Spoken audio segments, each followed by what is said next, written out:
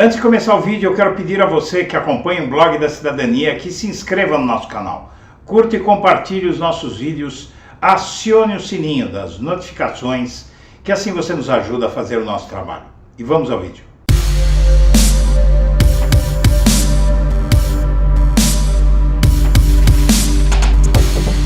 Bom dia, senhoras e senhores. Hoje é 21 de novembro de 2022, são 8 horas da manhã. E a atuação de Alexandre de Moraes põe à prova a teoria da democracia militante. Essa, já adianto para você, é uma teoria usada para enfrentar o nazismo. A tese foi proposta por um alemão em 1937 e para estudiosos, STF e TSE terão que rever ações de 2022 em momento de normalidade. Pouco discutido no Brasil até 2 anos atrás, um princípio idealizado na Alemanha há mais de 80 anos tem sido usado no meio jurídico para analisar as ações dos tribunais superiores, em especial do ministro Alexandre de Moraes, diante dos ataques às instituições e ao sistema eleitoral no Brasil. Vista como necessária por muitos, a teoria da democracia militante também é avaliada com receio por outros pelo risco de servir de pretexto para eventuais abusos. Exposta por Karl Loevestein, nascido em 1891 e morto em 1973, em texto que ele escreveu em 1937, a teoria defende que o sistema democrático tenha mecanismos de defesa para garantir a sua própria sobrevivência. Entre eles, a restrição de direitos políticos de pessoas que atentem contra a democracia e a repressão a atividades que façam o mesmo. Por trás da ideia, criada no contexto da ascensão do nazismo e do fascismo na Europa, está o entendimento de que a própria democracia, por excesso de tolerância, viabiliza a chegada ao poder de líderes que acabam por miná-la. Mais de 80 anos após a publicação do texto, a ideia de democracia militante passou a aparecer no debate político brasileiro diante da reação do judiciário aos ataques de Bolsonaro e seus apoiadores a outros poderes e ao sistema eleitoral.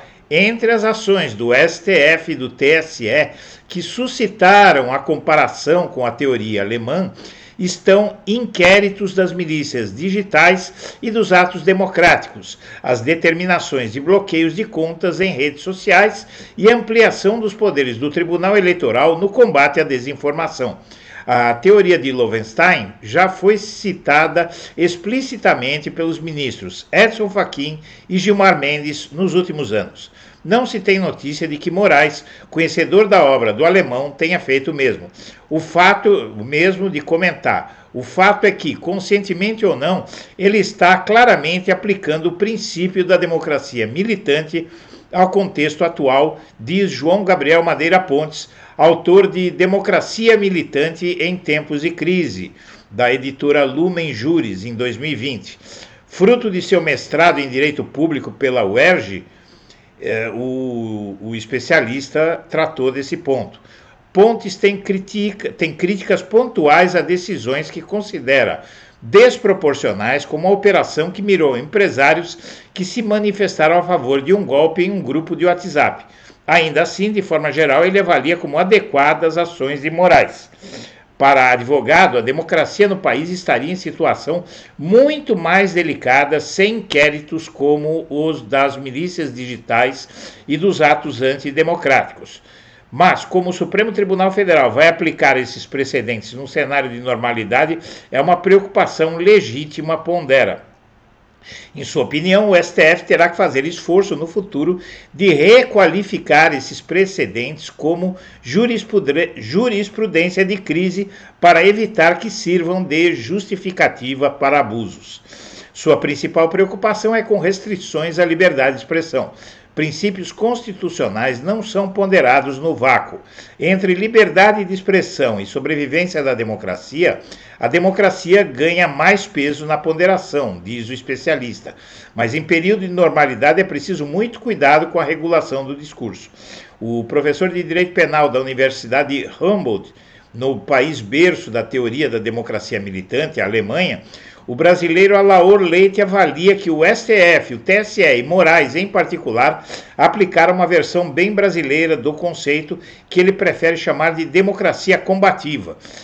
A primeira especificidade do caso brasileiro, afirma, é que o princípio foi usado como defesa a ataques e ameaças de alguém que já estava no poder e não como originalmente pensado para prevenir a ascensão de um autocrata. Ou seja, vamos explicar, essa tática que está sendo usada pelo STF e outros tribunais, ela é usada para impedir que governantes autoritários cheguem ao poder. Como esse governante autoritário já está no poder, ela é usada de uma forma inovadora, essa teoria do direito. Outra singularidade é o fato de as decisões do judiciário terem sido tomadas em meio a um processo eleitoral também, porque o ideal seria ter tomado providências antes do processo eleitoral, mas o STF foi pagando para ver, né? Até por isso, o especialista afirma que ainda é cedo para definir se as táticas da justiça foram de todo legítimas ou não, uma vez que as manifestações de caráter golpista ainda ocorrem, bem como questionamentos ao processo eleitoral, e ainda não se sabe tudo que está por trás desse movimento, como financiadores e o papel de autoridades. A democracia alemã foi ao inferno e voltou com uma mensagem de nunca mais deixar acontecer de novo o que aconteceu por lá. Isso não impede de afirmar a concordância desse especialista com a necessidade de aplicações de princípios dessa estratégia da democracia militante no contexto atual. Entre as razões para isso, ele cita as ameaças de Bolsonaro ao sistema de votação e o processo com duvidoso monitoramento de inserções de rádio na campanha, em especial a atuação da Polícia Rodoviária Federal no dia da eleição. Tudo isso justifica o uso dessa medida extrema. Necessária ou não, a teoria da democracia militante também é vista como perigosa por alguns estudiosos. Em artigo de 2017, Carlo Assetti e Ian Zuckerman, professores da City University of New York e da Universidade de Stanford, argumentam que a definição de quem são os inimigos da democracia é por demais arbitrária e ambígua, lógico, mas no caso aqui no Brasil está tudo muito claro. E, na verdade, a ex-procuradora-geral da República e defensora da aplicação da democracia militante, Débora Duprá, também avalia ser necessário, no caso de volta à normalidade, um reexame das decisões proferidas. Senhoras e senhores, aqui nós temos uma situação inédita no Brasil, aqui o ministro Alexandre de Moraes, onde, se pegar leve com esses fascistas, a ditadura militar já estava na conta. A gente já teria passado por um processo eleitoral fajuto que implantaria uma ditadura bolsonarista no país. Vai ter sim que se analisar os métodos e os critérios da justiça no futuro, porque foram critérios de exceção usados contra o primeiro presidente da história da República que ameaçou a democracia de uma forma jamais vista no nosso país. E como clãs suspeitos de bancar atos golpistas agem para manter o poder em Mato Grosso. Na eleição para a Prefeitura de Sorriso de 2020, o patriarca do clã, Rovariz, fez uma aposta onde não havia possibilidade de derrota. Ao financiar as candidaturas dos dois principais concorrentes, Valdocir Rovariz, um milionário empresário do agronegócio de 71 anos, garantiu a influência no poder público sem que precisasse depender do resultado das urnas. Hoje, quem está à frente dos negócios da família é um dos filhos dele, Atílio Rovariz, um piloto amador de rally. e a família teve as contas de uma de suas empresas, a transportadora Rovariz, bloqueadas pelo STF, porque eles são autores aí dos atos antidemocráticos de caminhoneiros que bloquearam as estradas. A verdade é o seguinte, isso é o pior que pode acontecer numa democracia, meus amigos. Em Mato Grosso, famílias endinheiradas elegem e deselegem quem querem, quando querem, como querem, e a população de um estado pobre, com tantas carências, fica na mão de meia dúzia de latifundiários que têm muito dinheiro e querem manter esse lugar como uma extensão, o estado inteiro como uma extensão de suas fazendas. E sabatinas acendem alerta para Lula e o PT, e eles vão segurar todas as nomeações de Bolsonaro para o STJ. Bolsonaro está tentando aparelhar o judiciário de todas as formas e o Lula e o PT não vão deixar. E a PEC alternativa reduz, uma PEC alternativa da oposição a Lula, reduz para 70 bi o limite para gasto fora do teto. Isso significa, basicamente, minha amiga, meu amigo, que querem impedir que o Auxílio Brasil de 600 seja pago a partir de 1º de janeiro. Isso seria um desastre para o Lula, evidentemente, não é? Esse é um dos autores disso, o Alessandro Vieira, senador Alessandro Vieira, do Tucano, não é?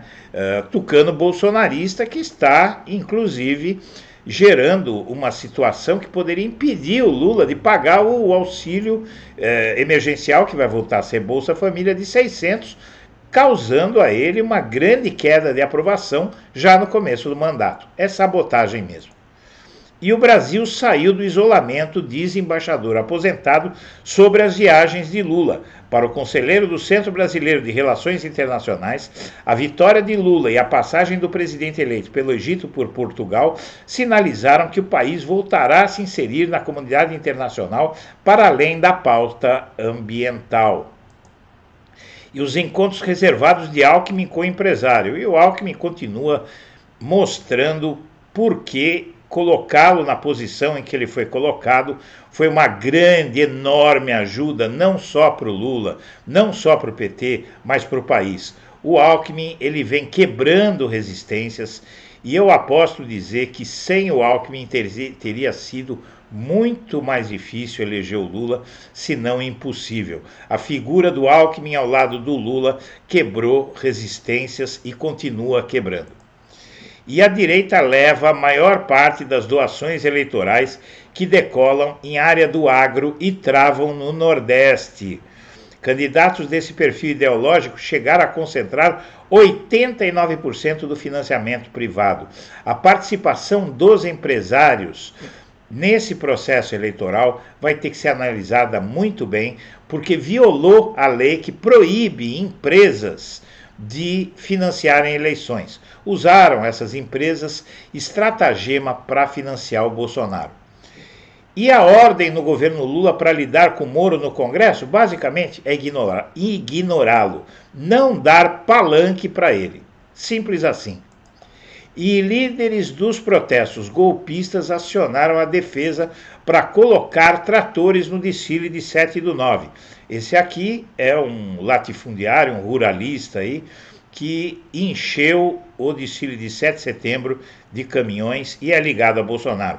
Identificado por autoridades da segurança em Mato Grosso do Sul como uma das lideranças de protestos golpistas contra o resultado das eleições, o produtor rural e comerciante bolsonarista Júlio Augusto Gomes Nunes procurou o Ministério da Defesa em agosto desse ano para solicitar a inclusão de 27 tratores no desfile de 7 de setembro.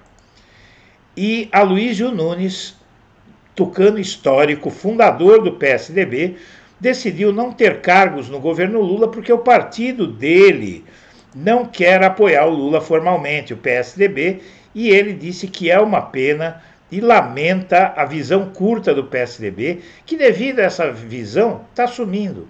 O PSDB vai sumir. Por quê? Por conta de meia dúzia de extremistas de direita incrustados naquele partido.